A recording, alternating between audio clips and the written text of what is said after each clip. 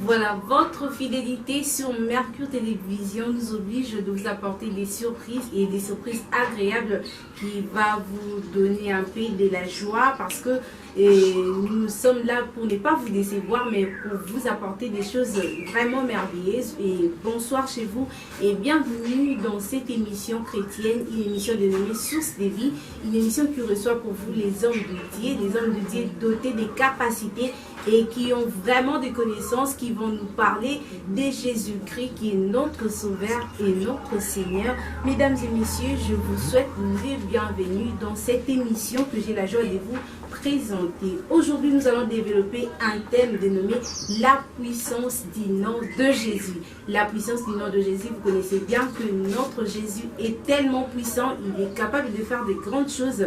Et sans plus tarder, je ne suis pas seule sur ces plateaux. Je reçois pour vous les pasteurs Papi Luzolo, à qui j'ai dit déjà bonsoir pasteur. Bonsoir ma soeur Mamas. Et pasteur, je vous dis déjà, soyez les bienvenus dans cette émission. Merci. Ok, comme j'avais dit tantôt, nous allons parler du thème la puissance du nom de Jésus. Je répète, la puissance du nom de Jésus. Avant d'aller plus loin, nous allons commencer avec les pasteurs qui vont nous développer ces thèmes par un exemple biblique. Pasteur, vous avez la parole. Merci. Parler de la puissance du nom de Jésus, ça fait partie du message central, du message clé du salut. Lorsque nous parlons de sa puissance, la puissance du nom de Jésus repose sur le salut qu'il apporte à l'humanité. Je bénis le Seigneur parce que l'émission, nous le passons à un moment opportun où nous venons de célébrer la Pâque. J'aimerais dire ceci. Dans le livre des Actes des Apôtres, chapitre 4, verset 12, l'auteur nous dit ceci. Il n'y a de salut en aucun autre nom par lequel nous devons être sauvés sur la terre, sous le ciel, si ce n'est que par le nom de Jésus. Déjà partant de ces versets, ça nous prouve que le nom de Jésus, c'est un nom qui sauve.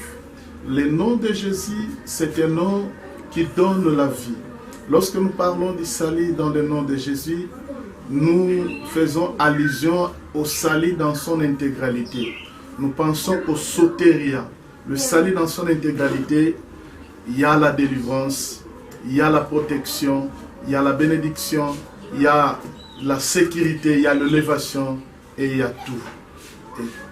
C'est certainement, lorsque nous parlons du salut dans le nom de Jésus, ça nous fait partir de penser à l'œuvre de la croix.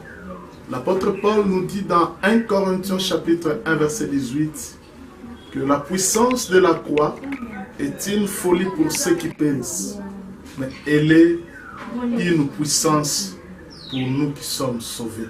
C'est la croix qui est au centre. C'est cette croix, n'eût été cette croix, nous ne devons pas être sauvés. Et quand nous pensons à la semaine pascale,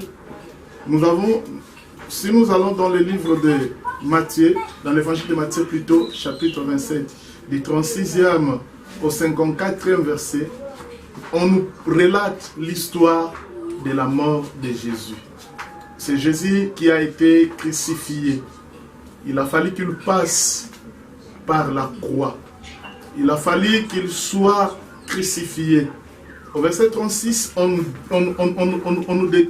parle des gens qui étaient assis et comment on avait mis l'écriteau sur la tête de Jésus. Celui-ci est le roi des Juifs. Le gens se moquaient de cet homme Jésus. Le gens lui disaient, toi qui étais capable de sauver les autres, descends maintenant pour te sauver. Si ce Dieu-là t'aime, que tu as vanté, qu'il fasse de toi, qu'il te sauve, descends de la croix et nous allons croire en toi. Et après cela, Jésus avait crié, Eli, Eli, lama sabachthani, qui dit, mon Dieu, pourquoi m'as-tu abandonné? Après avoir crié ceci, on était venu encore avec un roseau qu'on avait mis du fiel de vinaigre qu'on lui avait mis. Et après, il avait remis son esprit auprès de son Père. Mais ce que j'aime dans ce texte, lorsqu'il avait rendu l'âme, il y avait ténèbres du 6e heure au 9e heure. Le juif comptait 6 heures du matin aux premières heures. Donc nous pouvons dire que c'est de 13 heures à 15 heures qu'il y avait ténèbres. C'était déjà un mystère. Et en voyant cela, il y a eu tremblement de terre. Après ce tremblement de terre, l'évangéliste Matthieu nous dit ceci, que les rochers se fendirent et les morts ressuscitèrent. C'est-à-dire, avant que les ressuscités ressuscitent, il a d'abord ressuscité les morts. Et ce que j'ai aimé dans ce texte, Jésus était pendu sur la croix avec 2 brigands. Même sur la croix, il sauvait déjà. L'autre se moquait de Jésus, comme les autres. Mais l'autre avait dit non, nous ne devons pas nous moquer de cet homme. Parce que lui, il n'a rien fait. Nous, nous méritons notre sort. Mais lui, il n'a rien fait. Et Jésus lui avait dit, ce soir, tu seras au paradis avec moi. Quelqu'un qui est dans la souffrance, sur la croix, même condition avec l'autre voleur, mais il accorde déjà le salut. La raison pour laquelle j'étais en train de dire que cet homme, Jésus-Christ, la puissance de son nom réside par le salut qu'il nous donne. Et lorsqu'il était ressuscité, la Bible nous dit, après sa résurrection, ces morts étaient entrés dans la cité et lui, il était ressuscité. Mais ceux qui le gardaient, au verset 54, ceux qui gardaient Jésus dirent assurément, les centenaires, avec les soldats qui étaient avec lui, dirent assurément, cet homme était le Fils de Dieu. C'est-à-dire, la croix nous fait croire la puissance de Jésus. Parce que la terre ne pouvait pas retenir Jésus-Christ. Il était sorti du tombeau. Le tombeau est vide. Raison pour laquelle nous sommes en train de dire, il y a la puissance dans le nom de Jésus. C'est cette puissance qui guérit, c'est cette puissance qui délivre, c'est cette puissance qui sauve. Et l'auteur de Philippiens, dans Philippiens chapitre 2, versets 9 à 10 dit, c'est pour cela Dieu l'a souverainement élevé et lui a donné un nom. J'étais en train d'insister sur un nom qui est au-dessus de tous les noms. Afin qu'au nom de Jésus, tout genou fléchisse. Voilà, merci. Okay. Merci beaucoup, pasteur. Au nom de Jésus, tout genou fléchit et toute bouche confesse qu'il est Dieu. Et nous voulons maintenant savoir, est-ce que c'est l'œuvre de la croix qui a fait que le nom de Jésus soit puissant ou quoi? Au fait, Jésus-Christ était venu dans ce monde pour sauver l'humanité. L'homme était perdu. Cet homme qui était perdu, il devrait être récupéré. Il était venu pour racheter cet homme pécheur. Et il avait accepté de laisser sa condition divine, de porter cette condition humaine, la condition de l'ignominie, qui s'est humilié. Mais dès sa naissance, on annonçait déjà qu'il sera une lumière des nations et un sauveur de l'humanité. Donc, si nous comprenons bien, c'est que Jésus a été déjà puissant dès sa naissance. Oui, parce que son nom même c'est Emmanuel, Dieu parmi les hommes. Voilà. Dieu parmi nous. C'est vraiment formidable et je crois bien que depuis la maison, vous avez les mêmes sentiments que nous avons ici.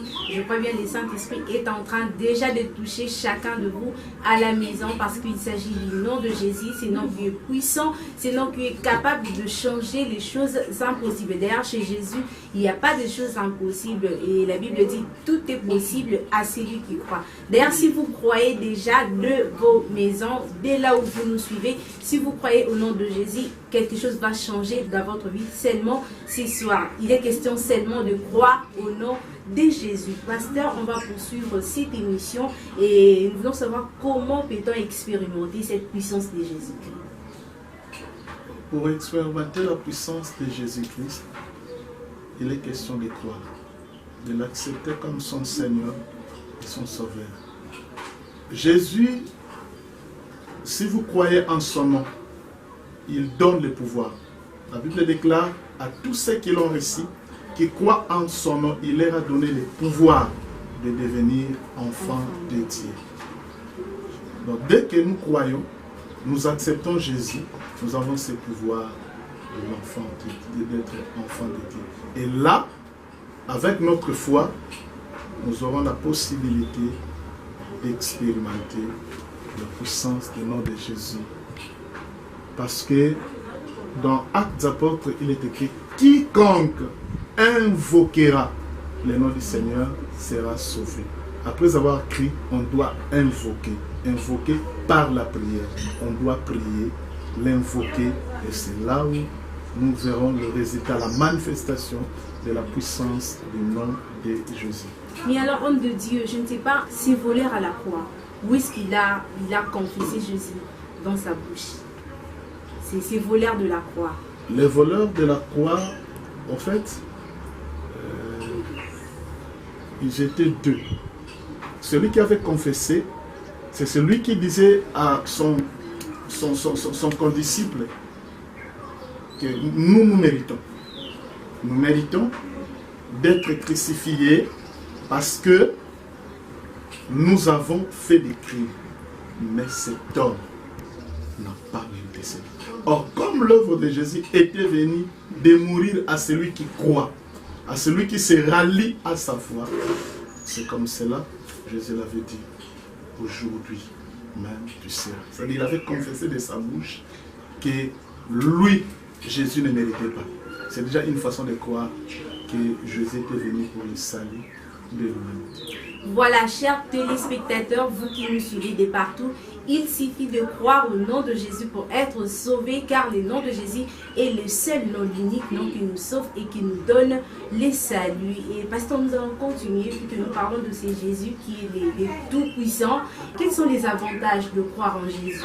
Quels sont les avantages? Parce qu'il y a des amis de certaines religions qui disent qu'est-ce que Jésus peut faire? Qu'est-ce que Jésus peut faire? Quels sont les avantages de croire en Jésus-Christ? Le premier avantage de croire en Jésus-Christ, c'est avoir la vie éternelle. Dans Jean 3,16, on nous dit, Dieu a tant aimé le monde, qu'il a donné son Fils unique, afin que quiconque qui croit en lui ne périsse point, mais qu'il ait la vie éternelle.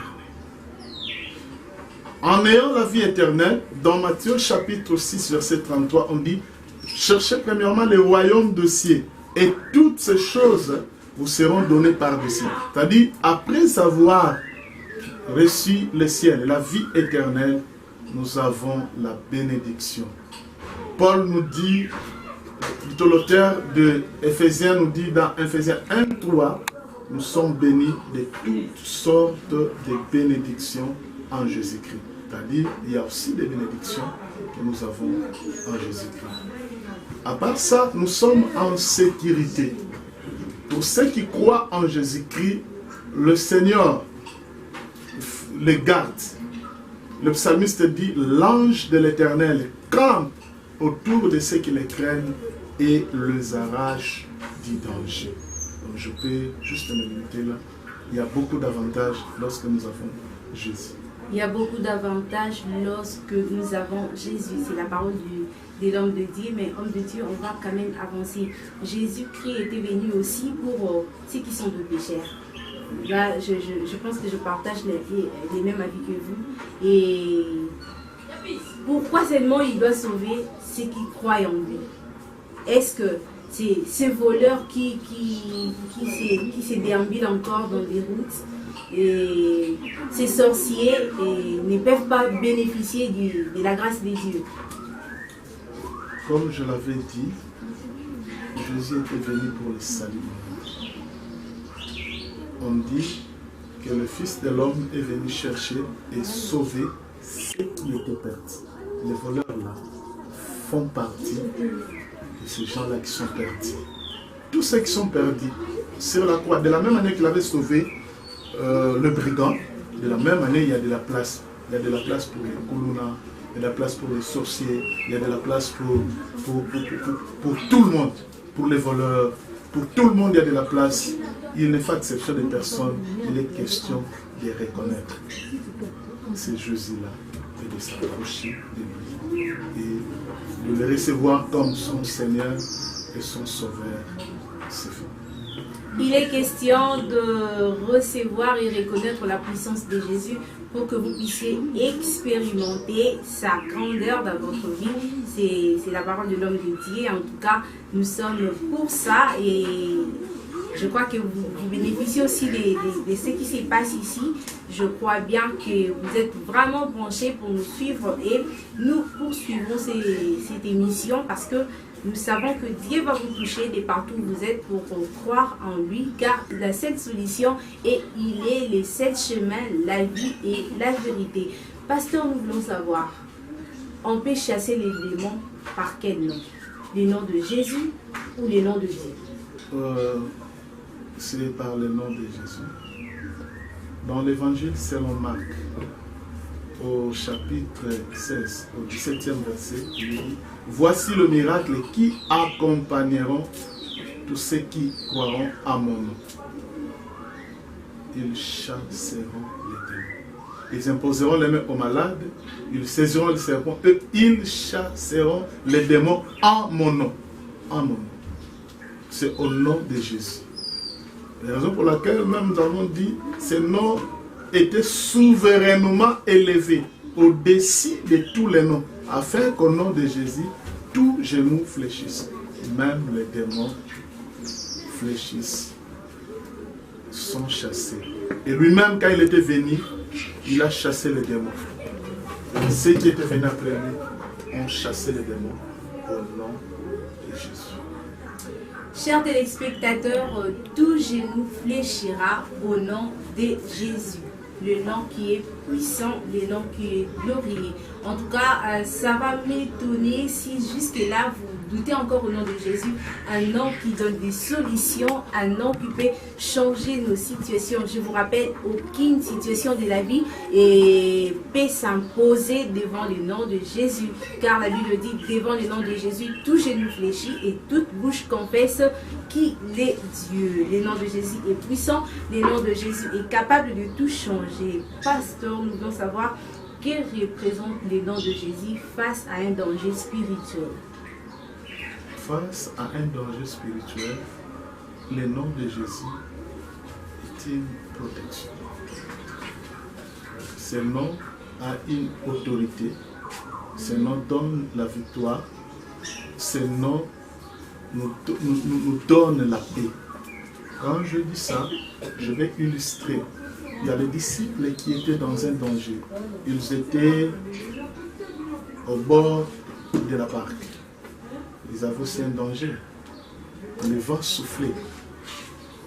Ils étaient partis réveiller le Seigneur Jésus. Ne vois-tu pas que nous périssons? C'est un nom qui intervient dans des moments difficiles. Dans le danger, Jésus est là pour calmer le vague, les marées, les tempêtes.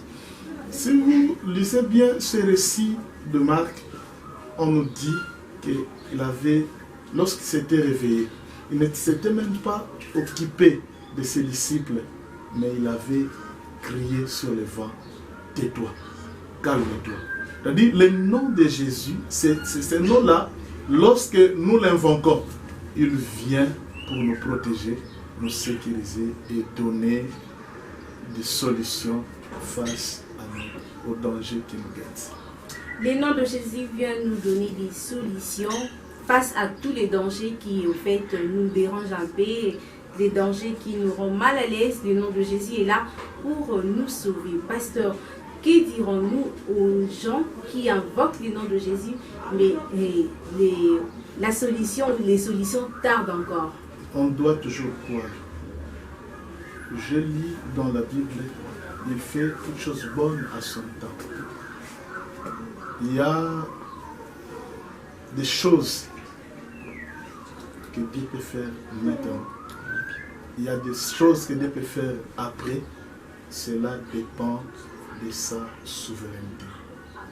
Dieu est souverain. Il est au ciel.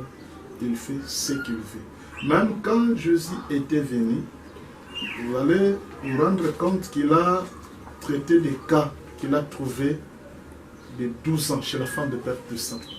Vous croyez que pendant ces 12 ans-là, Jésus n'était pas sur terre. Il était là. Mais cette femme n'était pas encore là. Il a trouvé un homme, piscine de Bethesda, qui avait fait 38 ans. Pendant que cet homme était dans sa souffrance, est-ce que Jésus n'était pas là?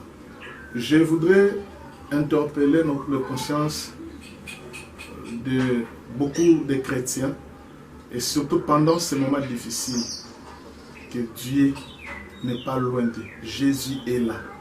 Il y a des choses qu'il fait, des fois que nous ne voyons pas, que nous ne pouvons pas confesser, mais son silence n'est pas son absence. Mais il y a aussi des choses qui exigent que les chrétiens puissent le chercher, entrer dans la profondeur, tels que ses disciples. Le vent soufflait déjà, Jésus était là, Jésus dormait, mais il a fallu un pas de plus auprès de ces chrétiens. Ils étaient partis vers Jésus, lui réveiller. Je crois que ça pourra être une meilleure façon de résister pendant les moments difficiles et de croire, lui qui nous avait dit, je ne vous abandonnerai pas, je ne vous délaisserai jamais. Voilà, peuple de Dieu, n'est désespéré surtout pas, parce que le silence de Dieu n'est pas son absence, le silence de Dieu n'est pas son absence, même quand il ne parle pas, même quand tu ne reçois pas des prophéties, quand tu ne reçois pas des messages de la part des hommes de Dieu, sache-le bien que Dieu te voit, parce que s'il te laisse même une minute, tu vas faillir. Si tu te laisses même une minute, tu n'auras plus d'essence. Donc ce Dieu-là est avec nous partout et dans toutes circonstances que nous vivons. Homme de Dieu, nous ne pouvons pas nous échapper de la situation qui est en train de vivre la République démocratique du Congo. Et notre pays est touché de cette maladie qu'on appelle le Covid-19, le coronavirus. Étant donné que le nom de Jésus est puissant, quel est le message que vous pouvez donner au peuple de Dieu qui désespère déjà parce qu'ils ne savent pas quoi faire, ils ne savent pas, il n'y a pas de remède pour cette maladie et le peuple de Dieu est un peu bouleversé? Ce que je peux dire,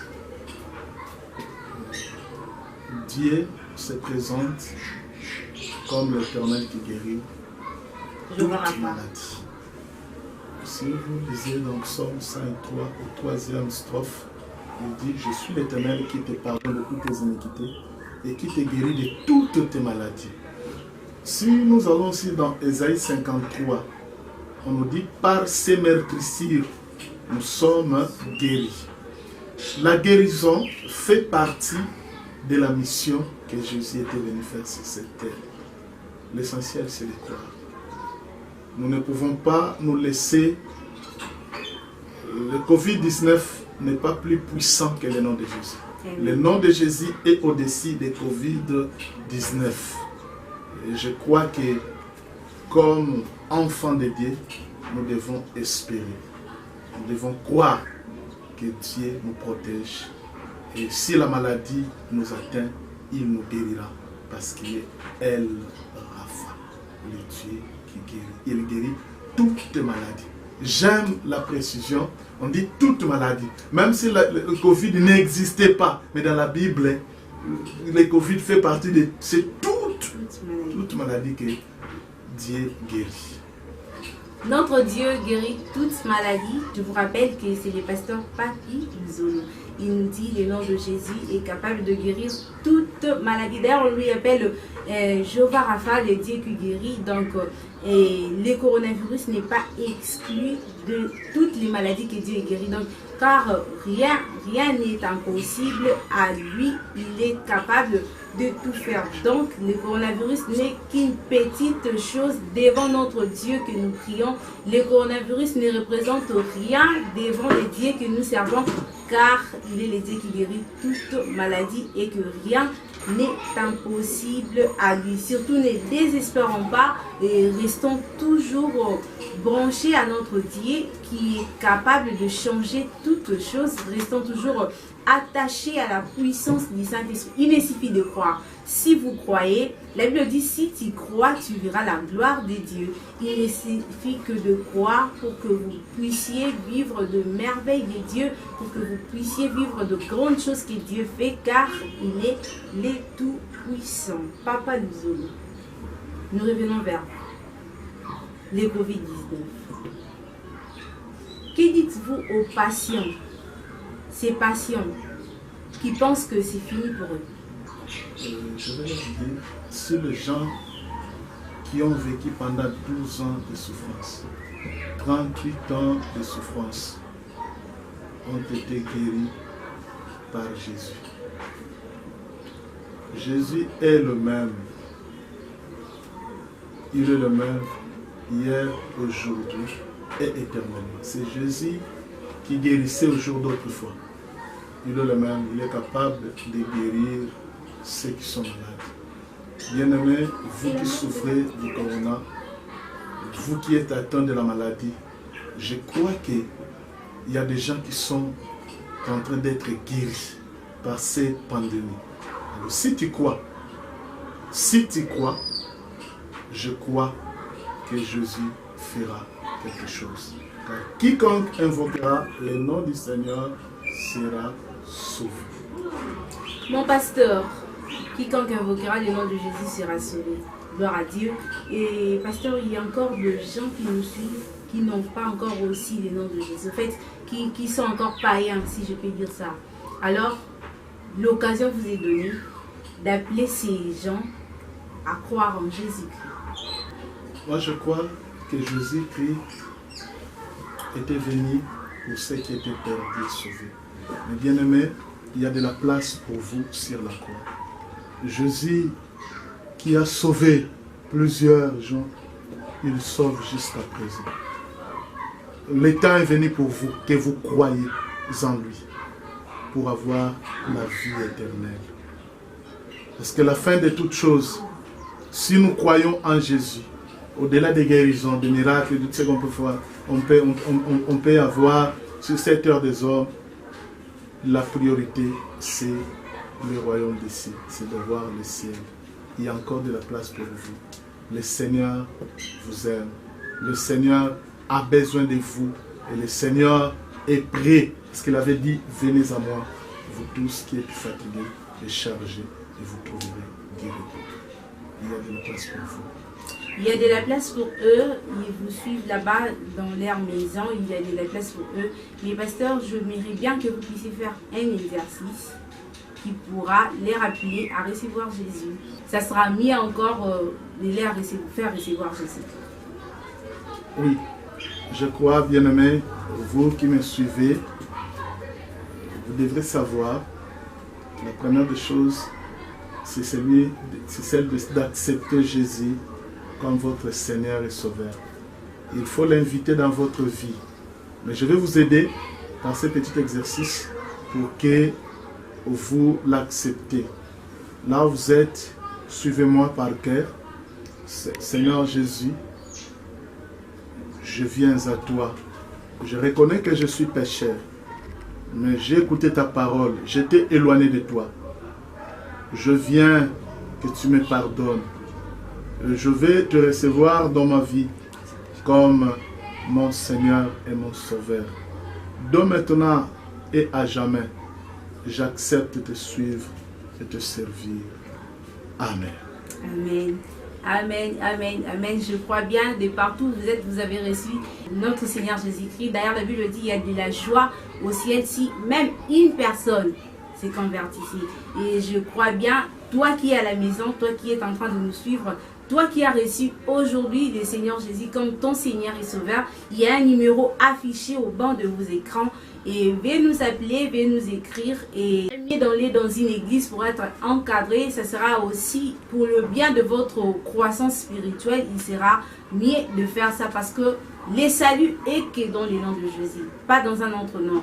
Donc, Ne négligez pas si vous êtes touché, il serait mieux de nous appeler. Si vous êtes touché, il serait mieux de nous écrire. Si vous êtes touché, il serait mieux d'aller dans l'église qui est près de chez vous. Et puis, dites la vérité que vous avez reçu Jésus au travers une émission qui est passée. Je vous rappelle, c'est l'émission Source de vie, une émission chrétienne, une émission qui reçoit les hommes de Dieu, une émission qui nous instruit à connaître celui qui est Jésus et ce qu'il fait dans nos vies. Nous revenons vers vous, notre pasteur. Pendant ce moment de confinement, parlez-nous un peu comment était passée la Pâque. La Pâque est passée par une méditation. Nous avons lancé des messages dans les réseaux sociaux pour exhorter les fidèles et leur parler de ce que signifiait la Pâque et comment ils devraient célébrer la Pâque. Donc la Pâque, cette fois-ci, est passée par méditation, prière, dans l'intimité familiale. Comme c'est aussi une fête, on l'a célébrée dans nos familles et on a exhorté les fidèles à penser à la souffrance du Christ. De la même manière, c'est ça qui était même le socle du message que nous avons lancé dans les réseaux sociaux. Et ce qu'on a pu faire, c'était ça, parce qu'on devrait toutefois se soumettre aux conditions du confinement pour aussi protéger le peuple de Dieu contre la pandémie. Pasteur, ça fait au moins 3 semaines déjà que les églises ne fonctionnent pas, si je peux dire ça. Et que faites-vous pour atteindre vos fidèles? Oui, nous utilisons les réseaux sociaux et lorsqu'il y a nécessité, nous appliquons les principes d'hygiène, nous descendons sur le terrain et nous les assistons, nous prions pour eux en respectant les principes. Il faut laver les mains, il faut prendre 1 mètre de distance, et il faut se désinfecter. Ce sont les principes que nous utilisons. Il y a d'autres fidèles que nous attendons par téléphone, nous les appelons, nous les exhortons. Ce sont des moments forts, c'est un peu difficile, nous les faisons malgré nous. Vous les faisiez malgré vous et pasteur, ces moments-ci, est-ce vraiment difficile de les vivre ou quand même c'est normal? Oui, moi je crois que ce sont des moments difficiles. Mais pour tout enfant de Dieu, ça doit être des moments de méditation, des moments d'intimité avec le Seigneur. Et j'exhorte souvent aux fidèles d'être accrochés à la prière et à la parole de Dieu, de croire aussi pour solidifier leur foi. Ce sont des moments difficiles, critiques, mais ce sont des moments d'intimité où on peut aussi expérimenter la main du Seigneur. Merci pasteur, nous sommes presque à la fin de cette émission et je suis sûre et certaine que vous avez suivi avec beaucoup d'attention et vous avez maîtrisé ce qui est à maîtriser et vous avez enlevé ce que vous aviez auparavant, ce qui faisait en sorte que vous doutiez un peu de la puissance de Dieu. Je vous rappelle qu'on avait utilisé le thème « La puissance du nom de Jésus ». La puissance du nom de Jésus. De partout où vous êtes, il faut croire que le nom de Jésus a une puissance. De partout où vous êtes, il faut croire que le nom de Jésus peut tout changer. De partout où vous êtes, il faut croire que le nom de Jésus est capable de tout faire, car la Bible dit rien n'est impossible à lui. Pasteur, nous sommes presque à la fin de cette émission. Quel est le message que vous pouvez lancer aux enfants de Dieu? Le message que je peux lancer aux enfants de Dieu, il est écrit que Christ en nous, l'espérance de la gloire. De croire, ce moment est passager. Le confinement passera. Les moments difficiles passeront. Mais nous devons croire à celui qui nous a appelés notre finalité n'est pas seulement la terre, mais notre cité à nous est dans le ciel. La gloire céleste est là. Et ce que le Seigneur nous a promis sur cette terre des hommes, nous pouvons aussi les recevoir si nous gardons notre foi. Ce sont des moments où, tel que on a dit à Timothée, de garder notre foi, de combattre les bons combats et de garder notre foi avec une très bonne conscience que quelques-uns ont perdu.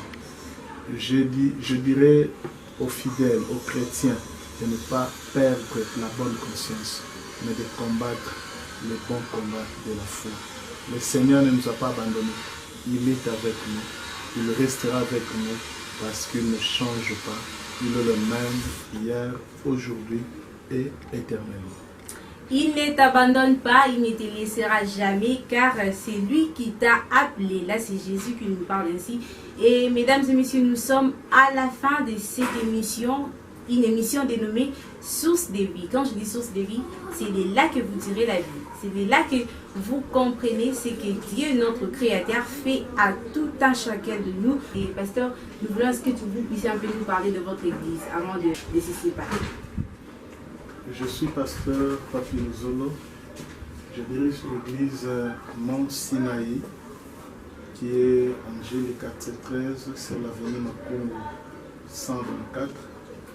Donc, je salue tous les enfants de l'église Mont Sinaï. Que le Seigneur vous bénisse et qu'il vous garde pendant ces moments de confinement. Moi également, je vous salue, les chrétiens de l'église Mont Sinaï, et Papa dit, la puissance du nom de Jésus. En tout cas, il ne faut pas négliger, c'est très important et ça va vous aider. Et pasteur, nous voulons nous séparer totalement. Quelques salutations.